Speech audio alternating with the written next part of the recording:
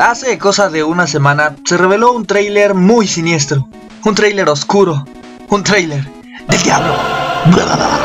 Y es que no es de esperarse que el tráiler de Halo, digo, Call of Duty, tenga muchos dislikes, ya que la gente respondió muy mal a este video, diciendo que es copy-paste, que le copia a este juego, que le copia al otro, etcétera, etcétera, etcétera. Yo estoy de acuerdo porque tras este super fracaso, Infinity Ward no mete ni las manitas. ¡Ay, no, chiquito! ¡Déjenlo, putos! ¡Atrás, perros arnosos! Es cierto que es copy-paste y que ya a este paso la saga da patadas de ahogada. Siento que al fin los fans se han quitado la venda de los ojos y han visto la verdad. Menos los niños rata. Pero yo ya tengo mis presentimientos. Ya hasta aposté a mi perro.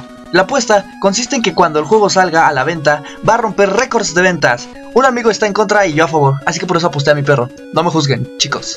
Y sí, probablemente es cierto que le tiran mierda a COD, pero en muy poco, cuando el juego se estrene, todos ustedes estarán como perras comprándolo. Exactamente lo mismo que pasó con Black Ops 3. Así que, fracaso en ventas yo no lo creo.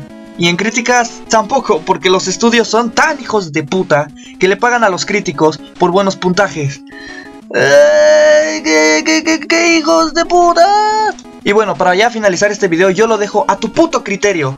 Y es que para mí COD es lo mismo desde el 4. Adiós, perras.